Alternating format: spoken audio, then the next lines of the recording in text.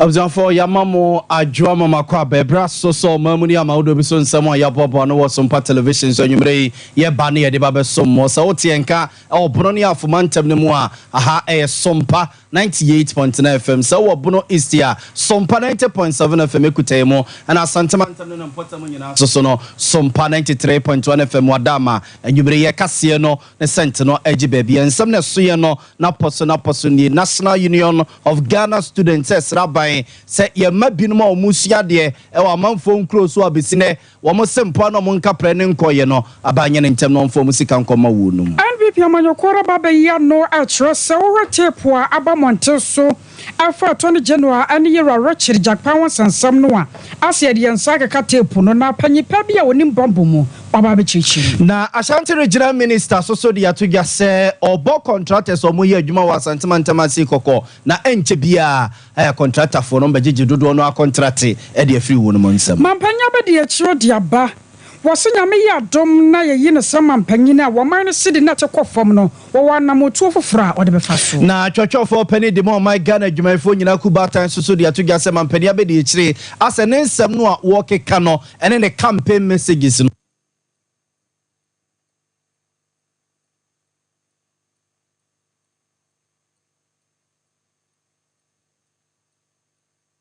akuma kompem num enu makoche ya tese eye petrol tanker bi ejadam e wotachima bonte so buno isia abzafo ese ejapade ene hompempra wade a ahye no empemenim afofro bi ka werem honi adeba so monem shananso sa akoda ya wanya mfihia no mensa ya ne papa shan ane Lauren ade kohyia ya ewa makom na wotwe na wie ne mu no arusua no de abaso mu ya tantene ne ade amakoda no wene nsema hoto bia ede Canada tie ne aboaboa no ya de baba so mo sa no meno nsia kase boy dam live ewo Facebook ho eya Sompa 93.1 YouTube no eya Sompa TV afei sa wo pensam ne bi no wakenkan ya wo bakọ www.sompaonline.com wokwa obenya binu wakenkan yamfa soda amanyumakoi Express Group Abusuya Express one more tire chisa kwantu mu nsam fabada wonom mizo and 5G drink se yanka tro se wo pan no dia obenom ahode womuo na bibia ya original eye mizo 21st clinical sciatica expert papa one branches no door so wokwa won be show a faith rehab center. What is your work so Sompa? I have a message draw every fly and then look on a couple of minutes. Why don't you know how draw one of the machines saying? That I can see boy a baba sum I can come for what he and come. I never one way I am me.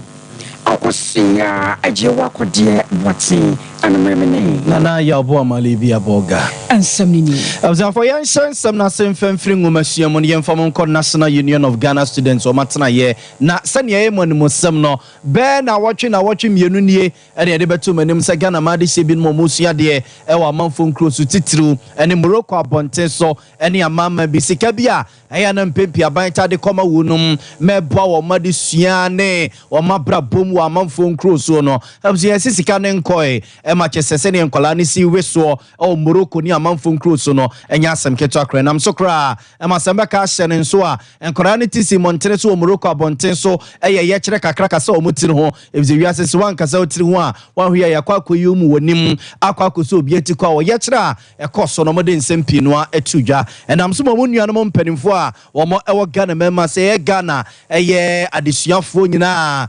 ekubotan National Union of Ghana Students for edo omanu atumu bia omo esre atenaya we sikasam no ntotoye so atenaya hwe Ghana ngomasua so ene atenaya ehwe omaye ye ne amahodo nkita wodie ho nsensem so said ye also mo ye ne ne kire ya ema nkwada no mo sempoa no mo nkapre no ekoka wo mo nsa ema o mabrabo ne o madesua o mo Asia no Morocco abonten so koye no o sempenfo ye ne ne kire ya opani eye Daniel Tremi opon ena eye president da National Union of Ghana Students ya no ne nsemu a wode etu ye ne mu nie yesre wona eke bi wom se emprempremu omo betimi ahwe na ya pesika kakra bi ne dia aboye nuanu bi omo Morocco enuanu bi omo Hungary enuanu bi omo UK ni Cuba eni bia aban aso school fo bebre asene ekwa akosua de ho na tima boa am enuanu mabrabo nso tima kototi enema bi se eha the student front entiene se wu yentintan fidie so ane ensema ya konkyere gu nkrata so ye ka kire aban ye ka kire wona eka bi nso mu nyina ma no meya adom ne enuanu mu bi omo abonten so abrabo ntimi ntoye na ewo mo adisuasem no matimi aba be yo man mboa ama ye nyina aka ye na dwen kakra ye nya free a school anasa adisuasem wontete no yetima boa ma ye nyina hanso ama ye man yetimi atumpon eniema bi se ye na enne ye pese ye ka kire o man no ade etoso mienu ye nya ye nso yete Ghana he ye hwe o munsu sika o mode bo won ho brama adisuasem akọ eni enso sika pudu a anasa musia nketinketi aban ede boa school for man abronika se me fe student loan transfer na etimi boa ma Abziafonti weye ayowra Daniel Tremi upon National Union of Ghana Students kuno wane epene kwanche for dano na ansoa wasesa banye sika no dibi koma ye nuanom a omusua de Morocco abonten so omusua de wo UK omo Asia de wo America omo Asia de wo manfo nkronkro so a na o twene ni so aba behefie ye nuanom so abosome so a anasa semester bia abosome miensa bia no omo ani da so gi aban sia aye student loan di sua de no omso mo de ne ya na etaka mododo emwa emoma de sua ne omade kire no enko ani mo no so na ban enya ntutue ne no so ntua no wano emfa emwa wonu mo pa Money to asem so akoye. Dia to so mienu anso akoye se sika bosia nketenkete aban de maye na school for no. To boy that sa bosia no so eso. Nti ye stress aban ebetimi aye ntoto ye kakra wo sa bosia anase to boy that sa bosia no. Ye ntimi ntua. Nti ye stress aban se ebetimi ate sa to boy no so because oba akoje sa bosia no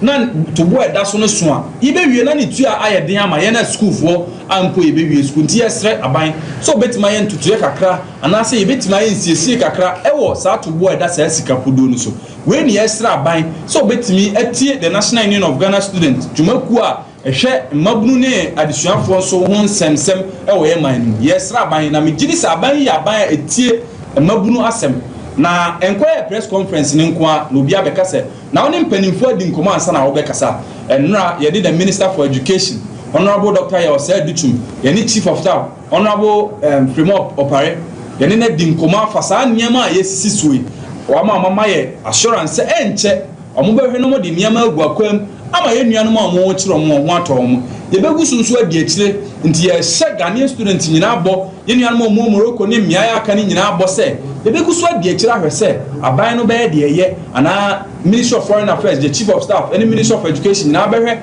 na ahokira ye go through matoto ne amo de ne apagu akwam ama ye nso yesum adue na ye ba na wie ne esre na ase ye hye yesu nuanu school fo nyina abo se bibia ni ne ha omo a omontro na so monkunche ne mangun krata so ana monfre the National Union of Ghana Students behwe ne ne wona eka bia o madi nkoma ma bibia nso atoyi o mami yeda ma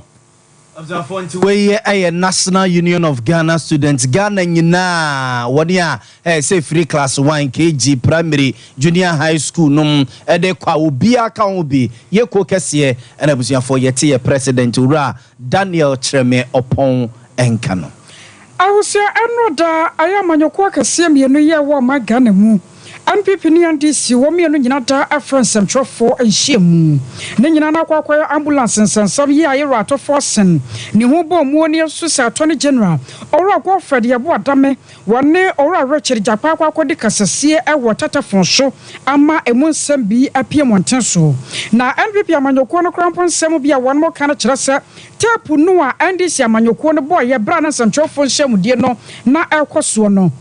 tapu no na ye minute no 29 wɔn bɔ mu 29 pɛ na so tie kasa no ne adeade no asɛ de yɛn nsa kaka tape no ɛnhyɛ da nyɛ original no de kaka ho a na wɔpanyipa bi aba ne bambɔ mu a wapene mu ɔwɔ Richard Kumado wɔne Sompa kaseɛ adi nkɔmmɔ yɛ a wɔkyerɛ mu sɛ wɔhwɛ awɔ de waso toto fam na wɔde wani hwɛ paa dia na sensem bisa pi no a wo ho ye wo se emu anu ye atumi ba na mmom wono tape no wa hwɛ ka ho asɛm na ebe mu kyerɛ se de nsa keka ne ade no wono de wo hu no saa sansa tetefon so nkomo ye anuoma nyina da edem kroji sequences of conversations on the tape a normal phone recording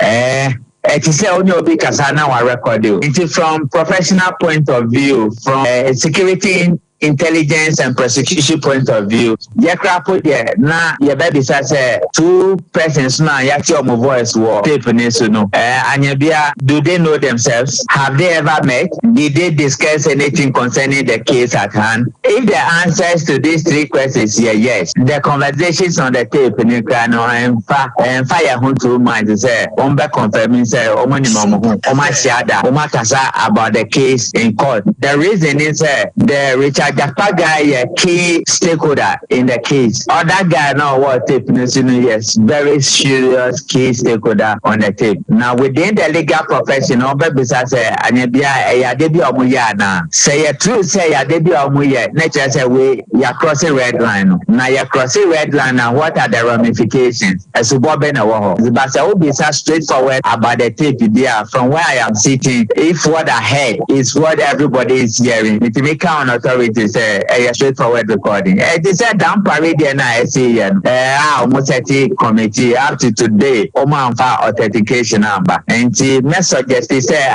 in a country such as Ghana, because of fraud, corruption, and bribery, and many of these allegations, you have created a system. Some of these recordings that go through very strict measures so that it doesn't affect the main course of action. In the case of damn parade tape by us, the recent one. There was a long one and there was a short one. And normally that is the way it is. What is important is that this is not about NDC and PP. Too much. It's not about NDC and PP. And what you know, Nanny Papi, no one so sudia no more.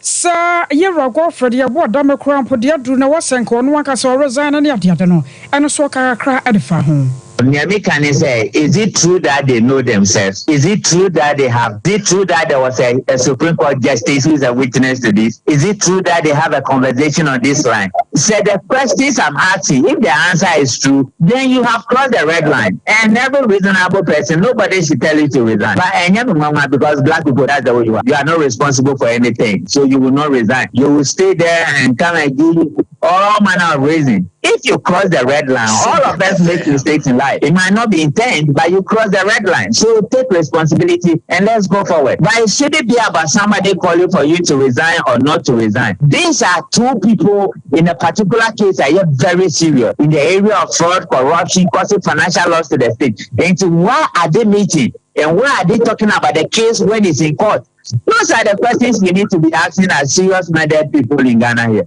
We need to look at democracy. Some of them their benches NIPA 7 and I said NIPA 9. What is the modality of appointing people to the Supreme Court in Ghana? How many of them are even in the Supreme Court at all? It is a bad thing. I was so worried. Penny Pabia Banabambo more or Richard Kumado. For young family free Richard Kumadon semi hona young family consent from Yedemoba, Ashanti Regional Minister Ira Simon or Semensa, Natsana ye na Ababe told us our competence to Kakra. Our Asante Achim South municipality honum and a Jokobom Pempenka Cranina of course a buy contragia or they ama contractors so Munya Quine ACS Aquine Aquania says so or more so better to no mercy in Nano a Jawakono Nenico Trevisa Unity Santamo Aqua could yet Aquaco Macronoa contractors in a Yaquaco Yembia they are buying small Moso Munkoyeno and no more Yenwa na and I say Biomo Yad the Fofro then okoye no for jaso edikosi obogu contempono okoya kohwe kokoben edikosi eye banka kwan no a omo eye wa Asante Achim South no ekoya kohwe eye konongo ekwan no mu yidi ato kro na chi akọfa ya okọ achiri wono e de akọ no a eno so okọ de nani ko twawisa no ne ti asantemo ekọkọ adwuma contractors na eye ohonom na no eno wo che se contractors ni bi wono madwuma yenye nyakra akwadwro ne lase eno mo de ye adwuma no eno nti o ma ye nheseye ene mampani na nadodan kwa kufo de nkoma sa contractors no mugu kumase no a ye de akwan ama wonum ama omu sika lase no mo de ye adwuma no sa contractors nyino ba bejeje o madwuma de from nsam e de ama omo a omo ne bre adwuma pa adwuma ye na omo akwakoye sa kwan no e de aboa adehye no Ashanti Regional Minister Ira Simon Osemensa ensamni nine ewo Asante Achim South omo mensi no ahinkru eyedwaso na ya san ba ha na akwan na ehwe no mani agi ni nyina ho de na ha dwen ni se kwan ni bi ho a ye de ma contractors miensa de nwanwa ni se mienu wo mo edi kan no ene wo metwato na aye wo mo de aguso wo mo wo finfin no anyem se Muhammad mani hu na awasi ehwe na yene ministry no ekasa na yetimi terminate ye free wo mo a ye de contract no mo ye de men for fra on betimi aye me de se ka me wo mitumi dia to make the contractors no ma yadwuma ho dada a wo munim terrain no wo munim se de ho adwuma seti no ke san fa ma wo ma na adwuma na ye dai na ye ntem e dia man because wo mu ayadwuma ho wo munim se de ho ti wo munim ba bi wo benyo materials ntem ani ade tike de mo ma ebeboan e na ne ye wo kwan ni bi ho a akwan no hu hia pa na am se enkure nam so ne ba bi a ekọ no if Asante region echo eastern region that is new Abrim area be 8 kilometers if obogu echo akusi komeso sa kwan no so o say e modern utility minimum contractors send e be ya cars be na e fa obogu echo eastern region no wo so benya ekwan a eye na fa na mo koya se mo hwe ya no se ekọ bonkuru ni fa nyina ekokofo anybody fool baby kakra eyemo ani ade which means kuadwuma ekoso wo hokese ndi sietimi ya enuane a free ebi free eastern region ebi sanako Ashanti region betima free Ashanti region ebi ko eastern region ebema akobadi no aboai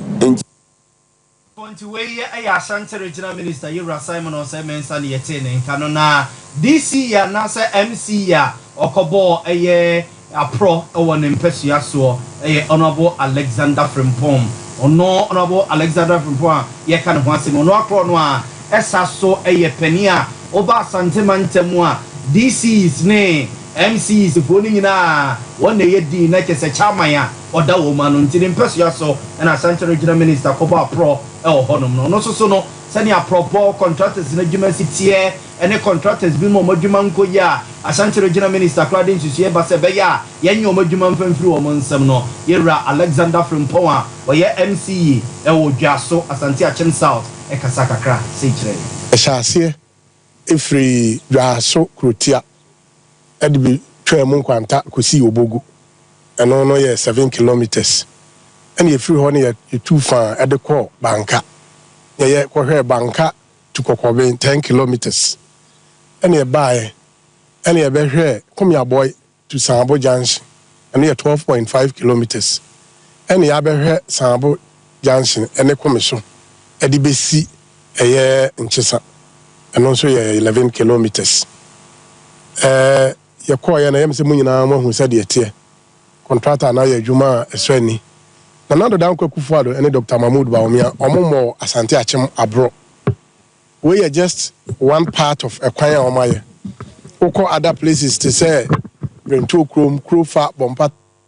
Abzianfonti we ya bankrat penny owo Asante Achim South abaton pesua so Yera Alexander Frimpong and yete nken ono na no si ya ena lawyer Koku Asante Boate ono so na yemra sebedwane a ejo wo mra sebedwa fiem de ma de hia e wa Asante Achim South abaton pesua so ono so mpasa to nyina ene aproboi no dimbi de ohu ye ene se ne osi hu adwuma no fa ye ono so de nsem sei to ye nim ye de na mo hu akwaya horo ya ye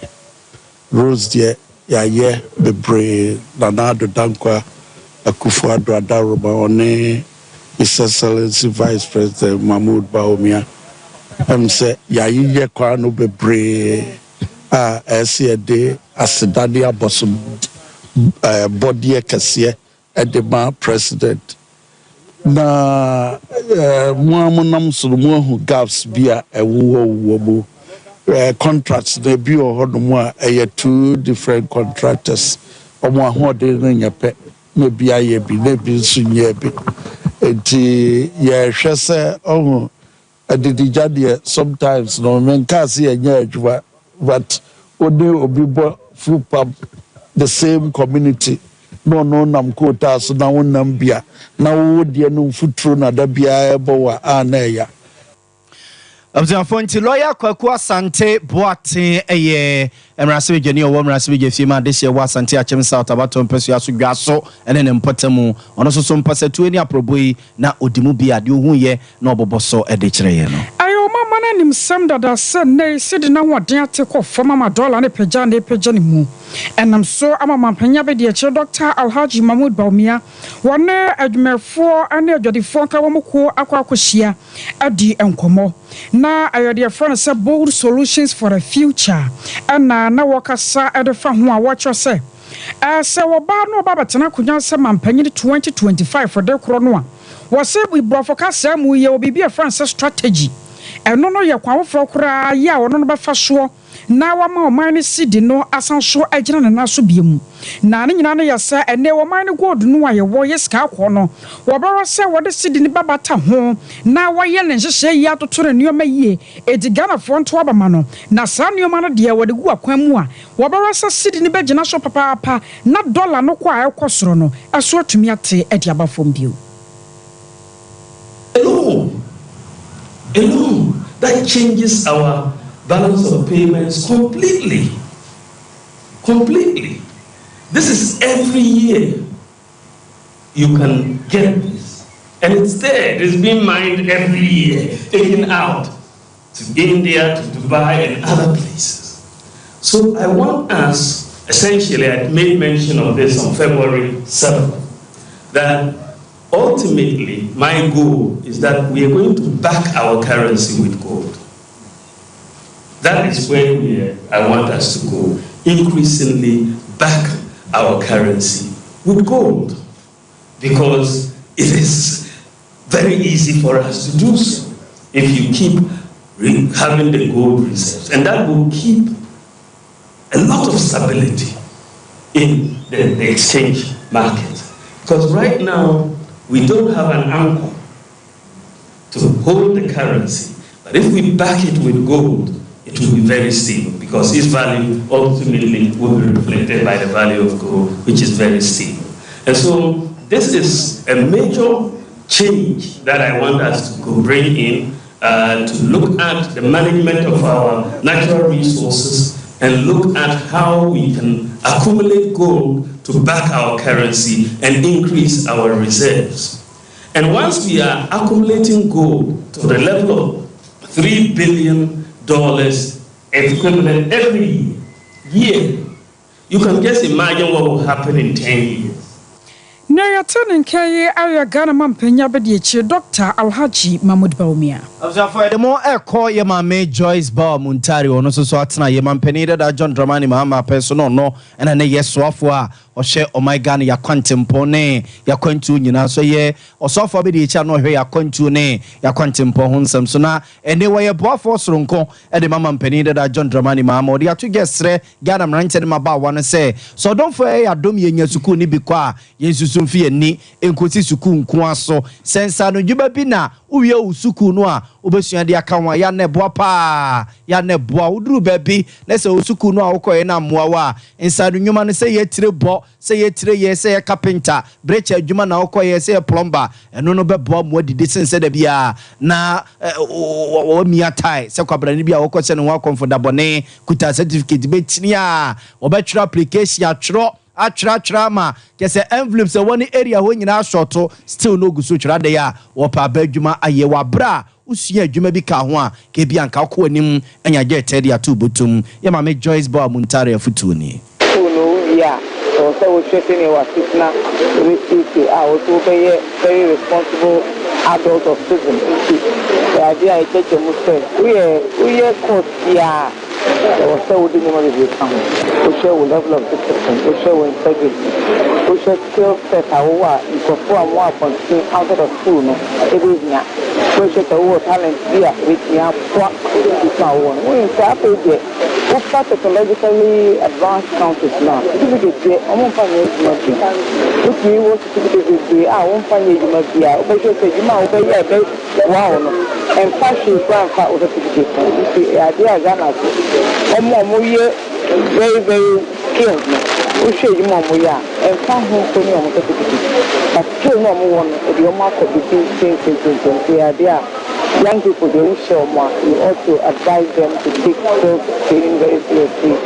to hone their skills about everything they do. They are there. But I don't want to say anything. Abzafo we maame Joyce Ba Muntaria ene waye boafo soronko de mama mpeni da John Dramani Mahama. World Menstrual Hygiene Day akoso ewo wiase afana nyina ayada soronko ye dro so sa no wiase mansan yi se wode kai ahonedie ye wose ema adie ewo nipadue nim efa ne bra yakọ afichiri na enamso ama enei Samira Baumia Empowerment and Humanitarian Project one mabanan akọga Central Municipality one makoya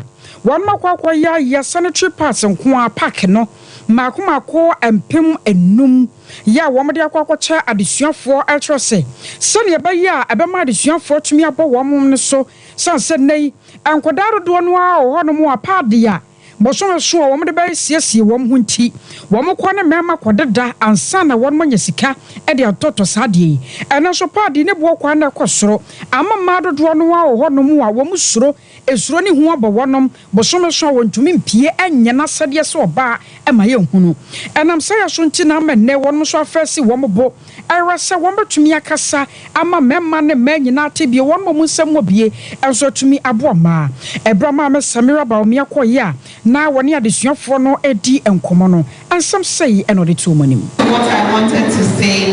has been said. But the important thing is about demystifying menstrual health, menstrual hygiene, and the whole subject of menstruation. So have we learned anything today?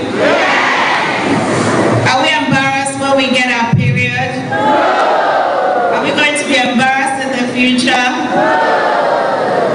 As Dr. Gami said, it is a month of coming into womanhood, right? If you don't have your period, you don't have your children. So you can tell everybody that second lady has a period, that's why she has children. So if I have my period, it's fine, right? We should all be open and talk about it freely. So today's a special day for all of us. And we want together to have a period-free world. Anwachi no waso for ya pa no waso mahwe ma nkodane asetena mu yedie so wonmonya for Dakoa Newman wano akroya sanso ya mrashewdwani awo kakwe South abato mpeso so wono so de futuo kakra etato which is under the theme Together for a Period-Friendly World. This year's theme is both appropriate and timely as it aligns with ongoing efforts by the government and non-governmental organizations to develop policies and interventions which are aimed at achieving health rights for women and girls, gender equality, and women empowerment. Your Excellency, given the various challenges that girls face regarding their sexual and reproductive health rights, it is prudent that proper menstrual health management is provided to safeguard their dignity and integrity. This in turn will improve their school performance and reduce dropout rates. It will also prevent reproductive tract infections and poor genital hygiene. Wei aye was so for your power no so much man and Kodani asetena ye dear so one monya for da kwa Newman. Na World Menstrual Day ya World Menstrual Hygiene Day ya na busia enam soma ekobia so omo bon to aye campaign dia ma mampani abedi echi Dr. Alhaji Mahmoud Bawumia ya today is friends of Bawumia ema e was ekunum omo akwa ebu akwa no for bottom pesia so epo mantemo fanti akwa south abatom pesia so epo mantemo no mokro no a na kukrantumi Methodist Basic School de ema mu ase bi akwa akodomo enkoda no that Deputy National Women's Organizer Emekwe Barbara Makara echechin semu se de kire ne ehye yen kran ma ye tu sa anamon enne eye ni titu ene se nipa ye di nechi eye ye next president of Ghana Dr. Mahmoud Bawumia ayati ye foundation Friends of Bawumia 08 ye women's wing aye woman no esan se enedwumedie no efa emma ho enti no ne eye kakra se ye de beboa no ne ehye yen kran se ye dwumedie ene se Dr. Mahmoud Bawumia ye nyina nim se oye charity works bebre enti se eyade a ye de si ye ho so se ye ne friends a yate foundation ede boa ne dwumedi a ede beboa na mana be di president na ehwa be hia se se ye tumi tu anamon bia enne ni su efata na ese na yenso ye boa ma ne charity works na oye ne sans ye jama ono nko a ne santu me nsu obia eso internet se yenso ye hye ye ho kena kakra na ye boa na e ma ne charity works no emutre Abzanfonti weye eye Friends of Bawumia ema ewumu womo soso ma de fe form kokoye ewo achimebu akwa no for bottom pesu aso ne fanti akwa enono Na Madam Abigail Bedu wano so aye girl child coordinator awachia Methodist Junior High and Primary eno awachuma wabiaja North Mensinimo awasante mantamu na wone adisuafo ene enkwada emaya ayenchachre ediafa World Health Menstruation Day kroya ho atwachre man pinua kwanya Sakobasa wamubra no sombe fa sombe siesie won mo ho enam so amotu ma pinua efo adiafa ene sanitary parts sene wombe sibi aye no wafa ene ahohiahia mu o my gan ye wo ekwan ya wombe fa so a ombe bo mu bra yesre awofo ne se omunu omomaya no enyan kitamudie omunu omunni nkomo because me hwe maya no so o mi school mo na no omudi nkomo atimi se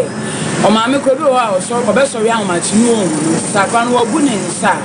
this one na down for akodi hu nkomo ama na down for che ne se o me ni passport si na to ma me nti ye say in the board yesra wo fo ne se o maya ni drew samre na o mu hu ahomete pa nti yesra se o mu mani nkomo maya no no mu no mu ni nkomo no mu nchechire o mu wo fie kwan a o mu fa so a edrew sabre na o mbesiesi o mu e wo se teacher for ye boy o modi wo school but mo fra no so mu ne awofo no na ayede asifi nti e besra awofo na o mu ma edrew sam pempenso na na se age no ana se mfie no se o mu drew o mu bu o mu nsa o mu nchi o mu mata o mu ho na o mu no o mu ndi nkomo no o mu nchechire o mu niema e wo ho ne nsunsu aso obo ne ase abaya no anhwe ne bra yie na sa bra no kofa be ma de be bra no ama ne daachi ayebasa ya na o how bebre na mofra no mu fam obi ho a wonya bi da no hu a Abusia wari aya girl child coordinator ye watching Methodist Junior High and Primary Madam Abigail Bedu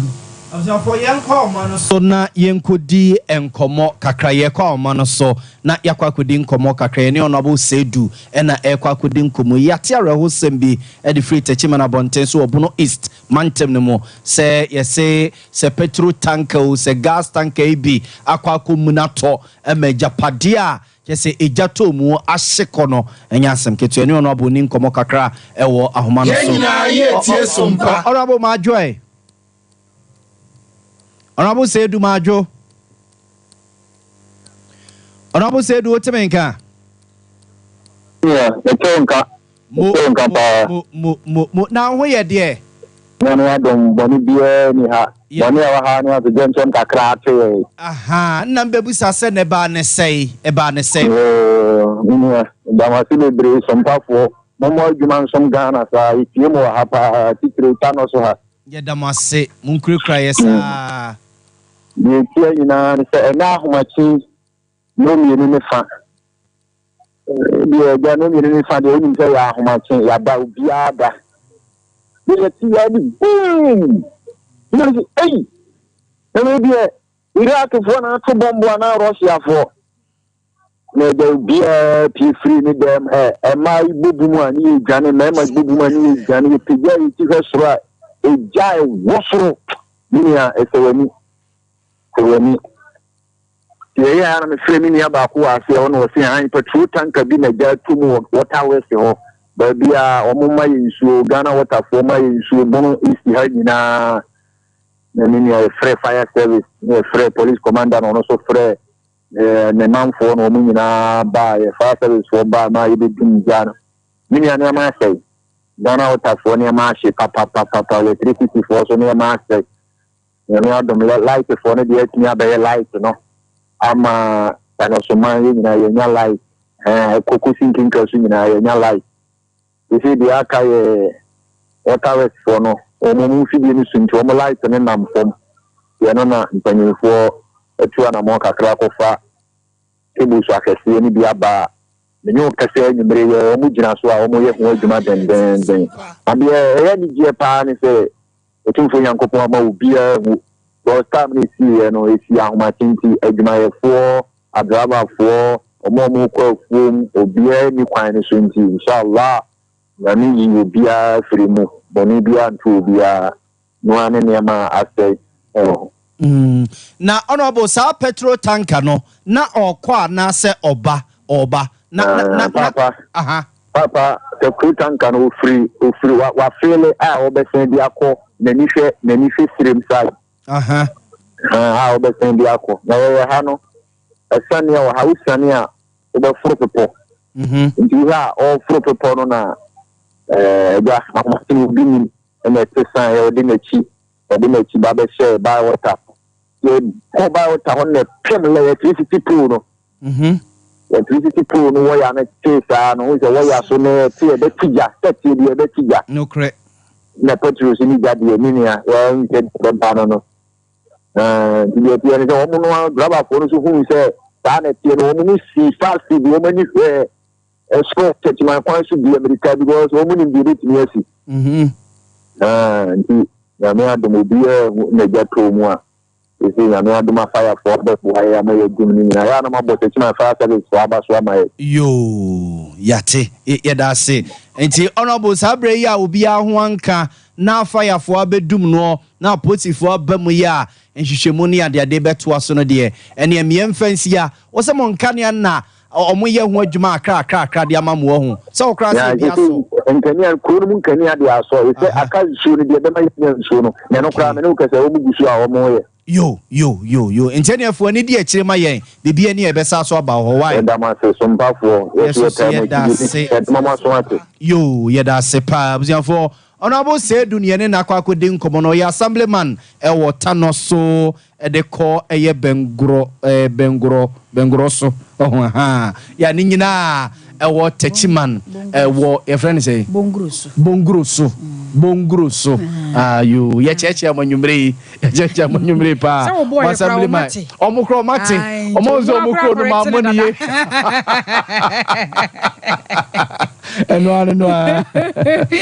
I was at 21st clinic in the account for the woman, yes, Siatica expert pa. Yes, sir, Brana was Siatica, no 1 month share and far and mount. One more branches in the dorsum. And Jem found one baby, our tear, a brono, a more. Ebe biya obenya 21st clinic na wakwa kwaje ayareshe kumase na wa obekọ ehwe overseas junction woben alpha radio so oboasen so obekọ cancel quarters court junction wonu mo nkran so nkwadome market sunwane nkranza tachiman eho nyina obenya branches ne bi wo ho edoso eye 15 na shano so siateka no abusua efiri woto ase ya bepe wona ase etwe emu ye odudu ama wona ase ntimi mpagya wonan no eyo wo sede yabo odua no a fa kwa bia na siateka yade na wonmo nhwe 0540 311 311 0540 311 311 mizo and 5G drink woko ehwa overseas a ebusu se cha Bikari supermarket ewo anomanye ho so muton bi. Afei Baptist University one mo amamester wajibi wo PNC Ventures wanomanye. Na afei kwakuache company limited wonyina da wo muton bi ewo koforedua. Agusu ase kwarakwato bi wate mizo and 5G drink. Sa water pono wo ye engagement outdoor and bibia da. Ye betwe domo bia no hwe se ano de a wode kwase no mizo ne 5G de atiapo na be mapomden pa. This for 0246 270-221 0246 270-221 Express Group yes Express ohwan wo Express na wo hwese obetu kwan wo ko UK Canada yi ko obi US Australia New Zealand Germany Holland and miaya hodo a ye ne Dubai ne ade nyina ba se wo ko Express wo mo do obetu fa ya se wo ko sua de wokoye adwuma scholarship bi na wo hia ana visa na opese ye boa wo ticketing to holidays bi na wokọ opo bi ma nde wokọ ana sempo wo pa kwantuo mu afutu samu a ko Express Group nche na won mo kuma so wo asafo labor runabout and crying wo kana she first light ube hu no bibia ne afre 0249 00 0448 0249 00 0448 3 core capsules nsunie osisi na no odro nyina ya 3 core capsules wayam tim na ba bekọ amakoko no so afiri wo so sare nyina betumi abamu saa aje so okoto 3 core capsules adro koko maseta etumi koko pa abusuanya asam keto ma anomra yanko kwale na heba dani heba misti heba anasa pedank okona obisa ombeyi biama Frey, na mpanyimfo ni nkomo atufuo mu nso mobotumi afre awa 0546 107 107 0546 107 107 abuso ye gina we so ne adan ya ho ye ba akoda ya wanya mfihia no miensa na no adan kwachi esiye ewa mekom no ka ho bia menne wa firi mu no na abuso ya ba monten so na wo mo sensem bi e de kira ban ye ba sesiye ya ye bedi ho nkomo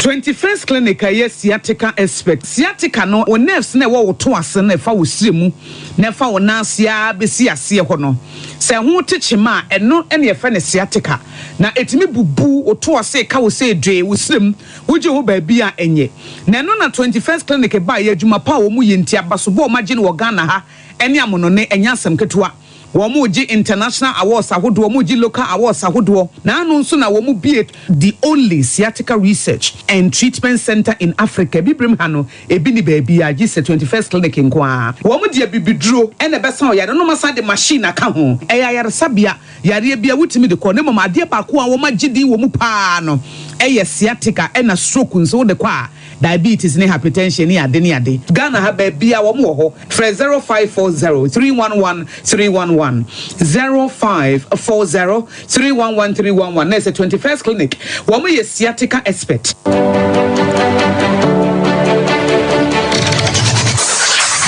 Introducing Mixer 5G Sparkling Drink, a whole new refreshment in a can. Mixer 5G is a tasty non-alcoholic drink. It is a perfect companion for all your events, including parties, weddings, and funerals. It is made with green tea, ginseng, guarana, grapes, and grapefruit. Get refreshed with Mixer 5G Sparkling Drink. For bulk purchases, contact 0246 270 221. This advert is FDA approved.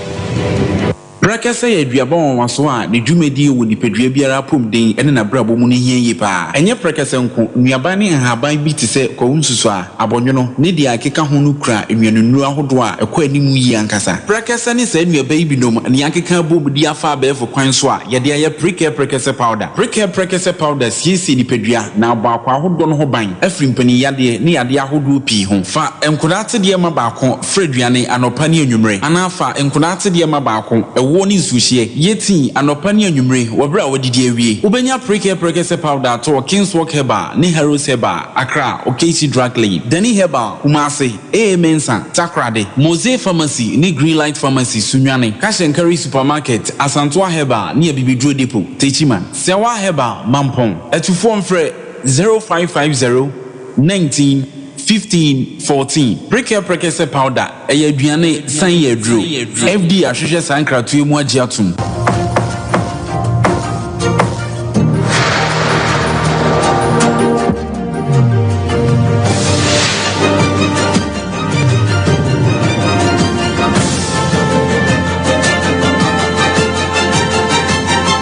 Sompa TV Emma Akituapa. I was saying, I'm so much a tour and some no as so. You don't have more near the sun. I watch a real young question. See, I will come say, I'm a cum. A brass in a chani, Quajon Cancer Loren. Now, walk power and see you want to mark or reach a shaya know what Tim won the chef for Froco Shia, and ma and Quenchia a see ye. Sabrani more no na and Tiara and Saka Chasa, Quadawanya and Finchiano me and son. I am a naya no one or papa. And another shanya and the Quajon Cancer Dian Coco share anymore. One so one nipa Koreana so Abra one more do confanocha buyer Sabiano or walk radia and quant to many aquadano dear. Wayanya dia nay one can at Yasifon beam. Now anam so ama ebusiano bamonteso. Wapanye payo kasadema aya kodaya busia aya ora Charles asamwa and what you say. Yenya ye tie Sompa. Enkwahia na ba ye no abusua wo mude ho ya pa. Sa kwa ba ne sei na ade ba ko a ama aye won mo yakase na twa won mo nsumu. Ana kwan ya sinitwa ne Kwadwon Cancer Loren. And team ade wo mo nam so. Wo mo se asam ne ba ye ne team no aba ho. One buy ya omukromu some 5,000 Ghana cedis and kanisika 50 million. Ade brabusiana as a kwa bi sokra no wo ombesom de abusiana tem. Wo monte ase and am sunti wo mo hia tentrene sa aban anase mpo aposifo anye emfama akoda no a wafiri mu no. Ora Charles asamwa wona Sompa kase di nkomo echeche nsempim. Hello, said you are telling me about volume and I could see about one. You crowd with you. So I want to so Mamma, so I will do one or Gala, no Mama. We are celebrating our own Ghana. If you are Ghana, Ghana, in police commander, and massive regular minister, only be as a minister, and Jessica, and a little as in Limu. Ganamra, and first of all, took the Beyonce. But if you all share a movie, and I sympathy be at the Marmishal. You move the Oka, the love of Kojun Cancer, style, Kojun Cancer, or Cancer Edman, or Shitty Billy, other two, no, you have them alone. You have them alone. Making a gas and love to be only bleeding, only overspeeding, and only to so it is a old card insult to India. That's it. What's a Muslim? It is a mini statement of the issue of God and Akura is better than Komoko on the team. And the Elena Asha Muslim and the Super. I would take you one of the Kojun Cancer overspeed, and what does he mean? The other woman a family alone. It is almost a tip I don't know, man, sound like 200 people. I should keep doing my idea. That is so. If you are saying Ghana, Ghana, it is somehow a pretty company. So I must never prepare than almost. And I brought you to see a friend. And I say, over the 5,000, 50 million. And the Abba Abusian, Abrabusian, here, you see. And the minimum answer because you need to stand 50 million. You only need to stand a Canada Kakana will be paid your high. And I expect to so far. Every trade my is it not make no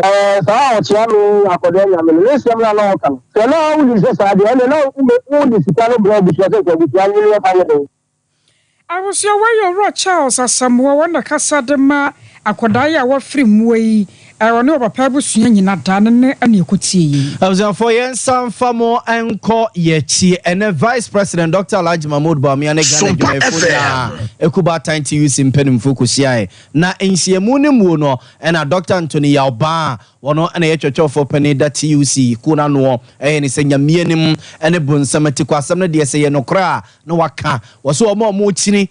president edie nyina o matie sim we nam bonkum we nam nifa we de nsam ba dum we susu de de ba dan no o se o ka no kra pa dia Vice President Dr. Alhaji Mahmoud Bawumia nsam no a wo ka no nsuo wom nsuo ginamato asomu a eno no bebo man ni dache pa si yesum na ye pia ura no a Dr. Anthony Yauba. These are all things that whoever comes to power should get these ideas. Whoever comes to power must not leave these ideas. These are great ideas. And what we have put in our manifesto is supposed to guide our relationship with any government that comes to power. And we intend to work with any government that comes to power. What Bawumia said was very simple. He said Ghana has what it takes to become an advanced country. And that really was a very powerful message. So then he went on to talk about what Ghana has. And one of the things that we have had for hundreds of years is gold. So he is saying that we should not have anything backing our currency but our gold. And I think that was perfect.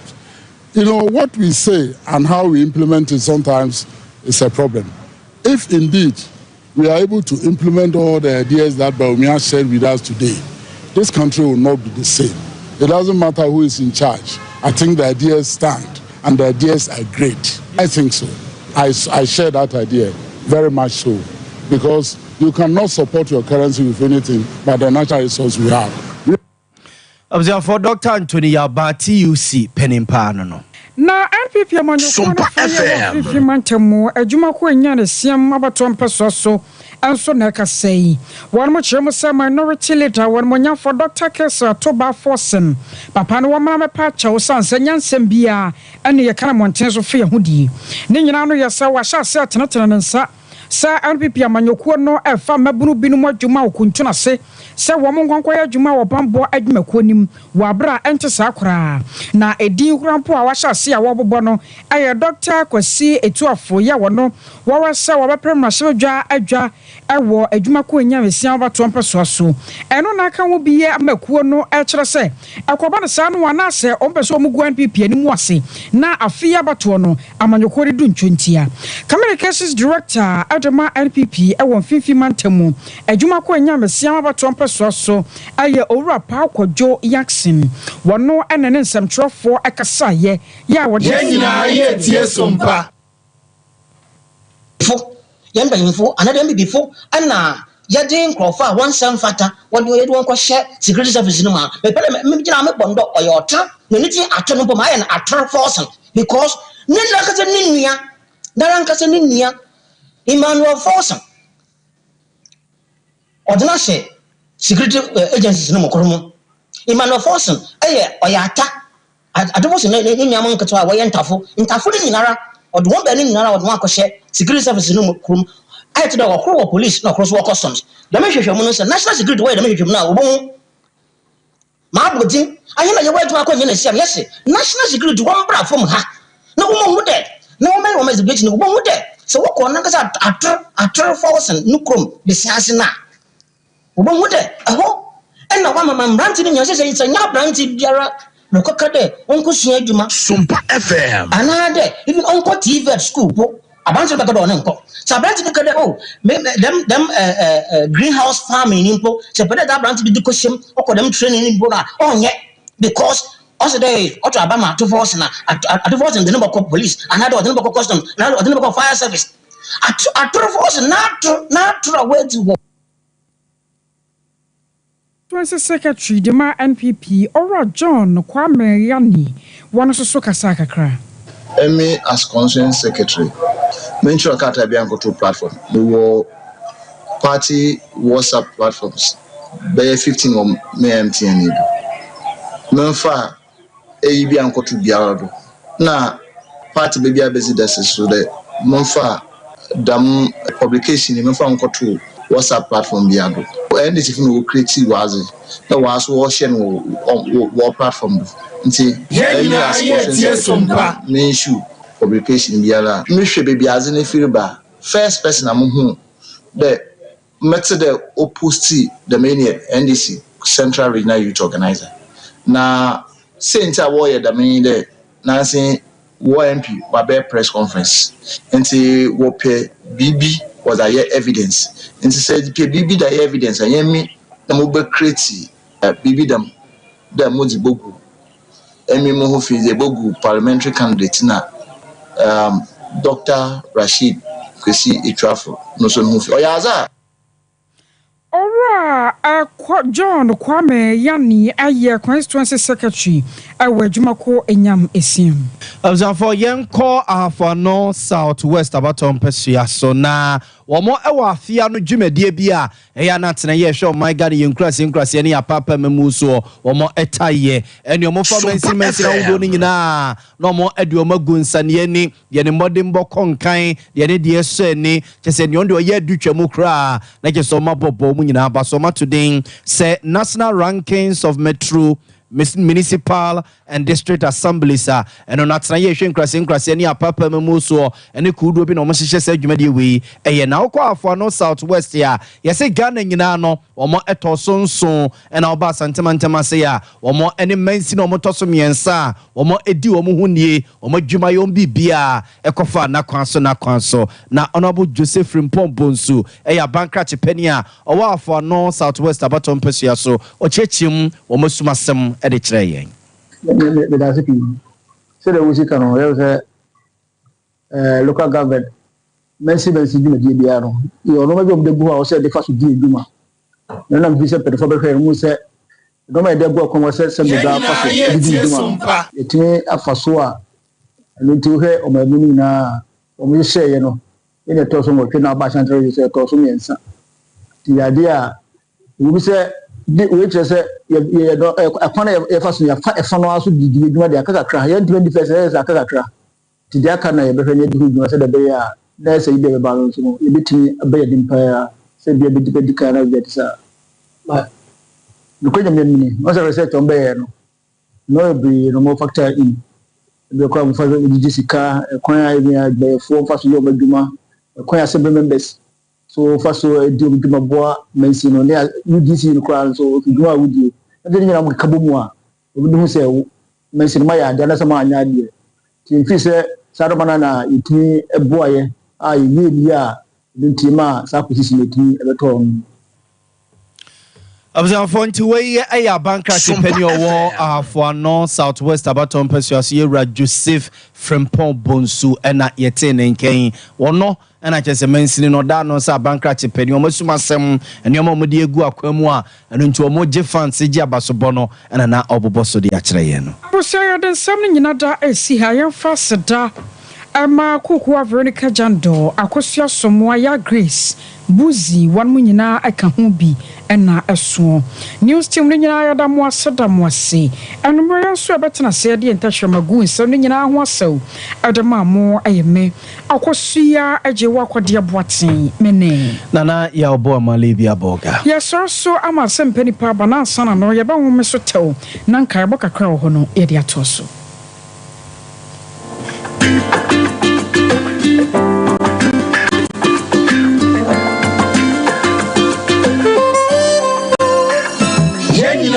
Tie Sompa